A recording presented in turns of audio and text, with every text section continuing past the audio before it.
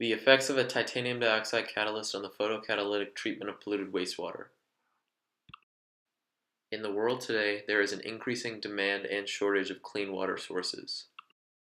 Untreated industrial wastewater can contain inorganic and organic pollutants including aluminum, copper, and arsenic that can be carcinogenic if they get into our sources of drinking water.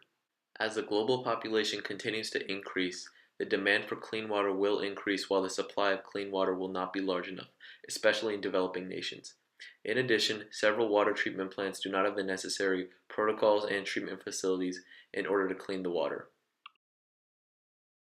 Photocatalytic treatment involves the use of ultraviolet radiation to cause a chemical reaction to break down the contaminants in water.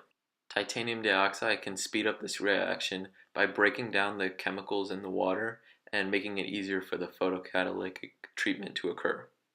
Titanium dioxide 4-brookite is the most effective catalyst for the purification process due to its safety and because of the larger surface area that it possesses and the faster reactions that can occur. The titanium dioxide has the greatest effect under light of 300 nanometers to 390 nanometers because at this light it remains stable and it continues to have the same effect after repeated catalytic cycles. A method of examining the amount of organic contaminants in water sources is measuring the chemical oxygen demand, as it shows how many pollutants the chemicals have removed.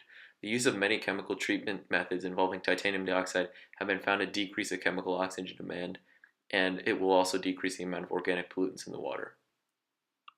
When a titanium dioxide molecule is struck by a photon, it releases a free electron, and this electron causes a series of oxidative chain reductive reactions, which results in the destruction of the contaminant into smaller molecules that can be easily broken down by the UV radiation.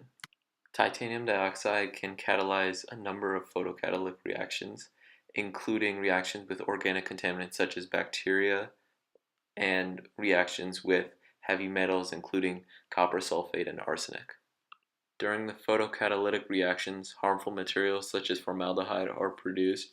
However, they undergo photocatalytic reactions as well under the UV radiation, and they are reduced to carbon dioxide and water in these reactions. In Chong et al. 2010, various chemicals were used in the development of photocatalytic methods to reduce contamination in water. A multitude of variables are used to determine the optimum photocatalytic efficiency, and the photocatalytic water treatment processes were found to be a viable option for waste treatment. TiO2 was found to be the best catalyst for water treatment before the photocatalytic processes were used, and the series of oxidative reduction reactions made it possible for the catalyst to be effective. In Mulatto et al. 2002, various methods for photocatalytic reactions were examined and completed. Different treatment methods for other types of water treatment reactions were also looked at, and it was shown how these reactions are not effective compared to the photocatalytic reactions used in this experiment. Different tanks containing titanium dioxide and the contaminated water were set up in this experiment, and valves containing the contaminated water were transported to the titanium dioxide for treatment. This provides methods and bases for future experimentation and exploration in this topic, as well as the filtration of the titanium dioxide after the treatment in order to ensure that the water quality is drinkable. In the study by Asbar et al., the effect of pH was examined on the chemical oxygen demand removal in the water, or the effect that pH had on decreasing the amount of contaminants in the water. It was found that higher pH values resulted in a faster photocatalytic reaction and more removal of the contaminants in the water sources. The purpose of this study is to break down inorganic and organic contaminants in water with photocatalytic treatment and result with clean sources of water. Based on the studies of Chong et al. And Mulatto et al., the addition of a catalyst of titanium dioxide to contaminated water during photocatalytic processes will result in higher rates of degradation of inorganic and organic pollutants. Part 1 of the method will involve calculating the optimum wavelength values for the contaminated solutions using the spectrophotometer. A Beer's law plot will be determined using this data and it will be based on the absorbance readings and the spectrophotometer. In Part 2, two different solutions of chemicals will be prepared to simulate pollution in the environment: aluminum sulfate and copper 2 acetate monohydrate. The first group of chemicals will not have titanium dioxide 4-brookite treatment, and the second group will. One group will have 25 grams of titanium dioxide and one group will have 50 grams.